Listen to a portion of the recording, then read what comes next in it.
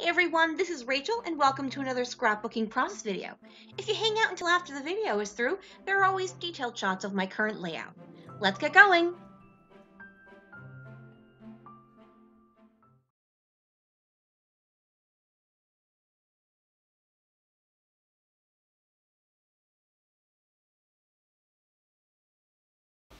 Hey everyone, and welcome to another episode of Lift and Sketch with Christy and Rachel. Today we are doing this lift, and unfortunately I found this on Pinterest, so I do not know who it actually is.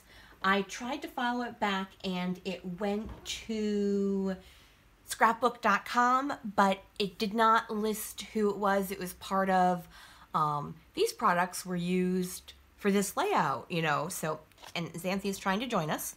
So you see this background has already been started.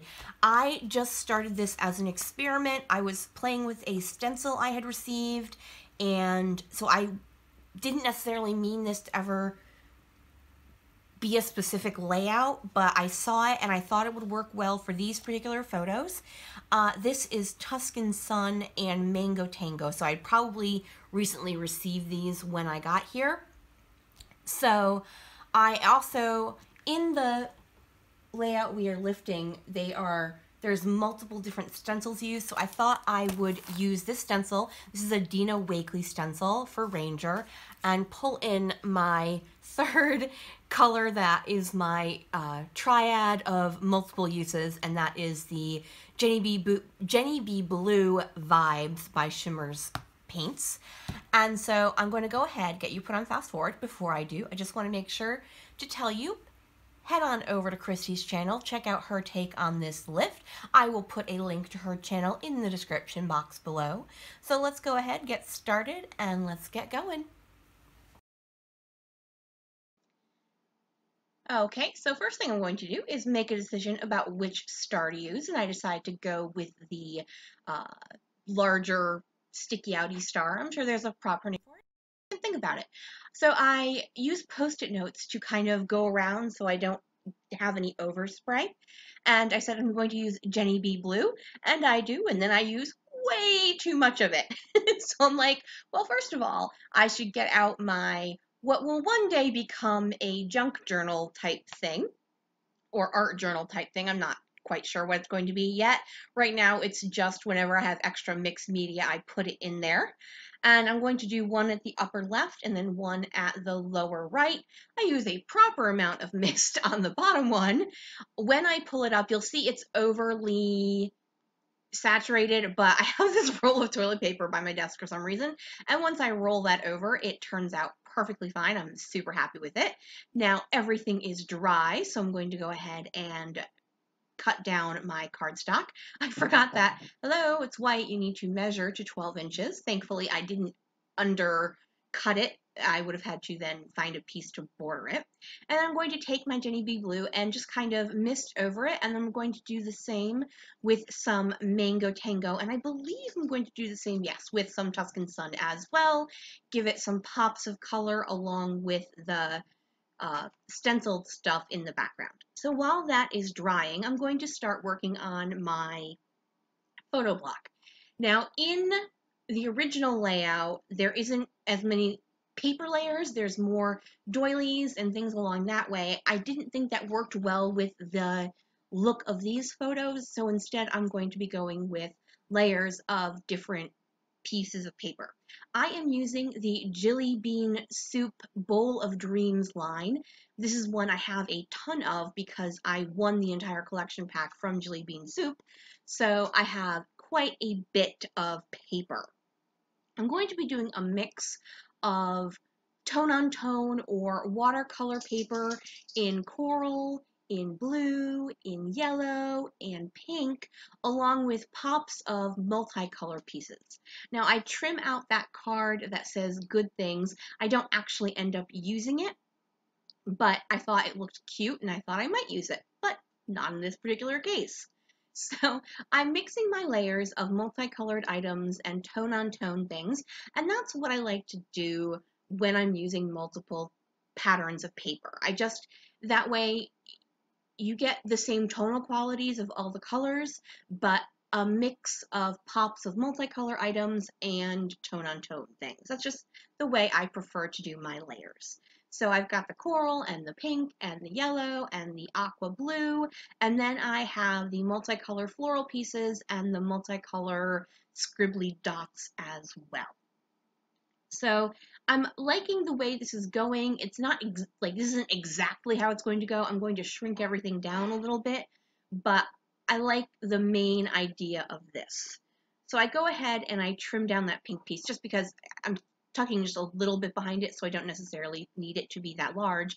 And then I'm going to use the B side of that, which are those cameras, and I'm going to fussy cut a couple of those to be part of the embellishment clusters on my page. So now, through the magic of editing, those are all fussy cut out, and I am ready, I believe, to start gluing things together because my background paper is dry.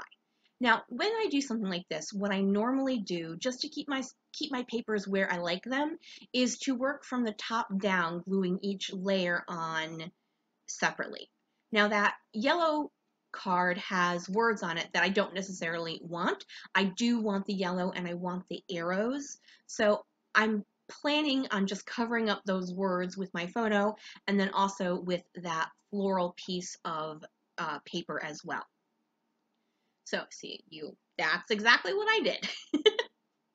All right, so now I'm just making sure everything is going where it should go. I'm going to trim down that floral piece because I don't necessarily need it to be as wide as it was. I then decide to add it in a third spot, so that way there are 3 pops of floral along with that polka dotted piece, and I have some lovely angles going on. For me, that's what works really well, is having all the different angles. When you're doing a pile of layers type of layout like this, that is what I think makes it work. Rather than having everything be straight up and down and 90 degrees, having everything be slightly angled just gives it that look of being a pile of paper, but being a structured pile of paper. Now, when I do mixed media, I do like to use a mix of glues, both my ATG and my liquid glue, just because with the mixed media, it can be harder to stick. So that's how I glue things. Now, I have these bicycles in the die cut pack that I'm most likely never ever going to actually use as bicycles, but I'm thinking if I just trim off the circle parts and tuck them underneath, they don't necessarily read as bicycle wheels, they just read as circular elements in my layout. And I thought that worked quite well, actually. Now I have this love die cut, and I place that down, and I'm just looking to see if that will work. And now I'm going through this larger alpha from the collection as well. And my original idea was to use that for the word river, but I have no E's left in this. So I did cut away because I was just going through all of the letters, making sure I didn't have a hidden E somewhere, and I did not. So I decided instead to use it for the first part of my title, which is the word lazy. This is the lazy river at the Typhoon Lagoon in Walt Disney World. This is a Disney layout from my album, for my album from a trip I took back in 2007. So I liked the way the words ended up when I was kind of putting them there, so I just glued them together, but I am going to move them more towards that central area and go ahead and glue them down.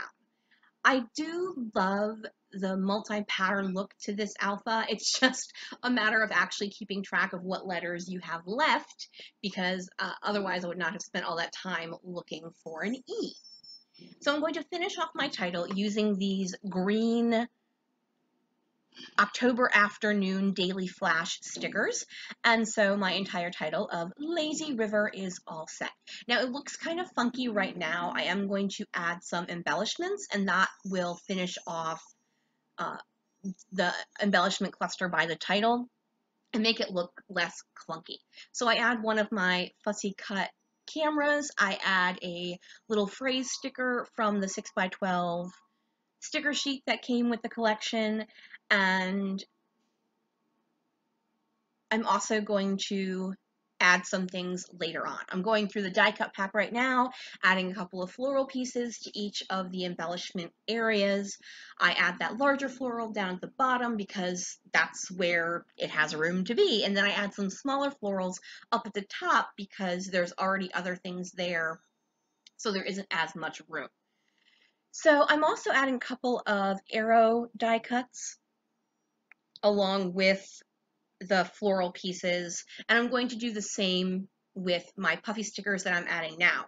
Floral and arrows and cameras. I add the word today to that bottom portion, so it ends up being love today. And so I try to keep a consistency with my embellishments. So both in the colors I choose and with the shapes I choose. I'm going to finish up my embellishing with some enamel dots. These are glitter ones. I think I got them like from PG Cheap or something, so there isn't a brand name to them or anything. And I'm just choosing the colors that I think will go best. There's a lot of bright, summer fun colors in this particular layout. I'm going to finish up with just a little bit of journaling, I think. There isn't a huge amount to say for this, just part of our last day at in Florida, and we had a very late flight, so we're like, well, we had these free tickets anyway, so we might as well use them. Ended up being super fun. That is it for my layout today. Thank you guys so much for joining me here. Don't forget to check out Christy's take on this layout. Bye, everyone!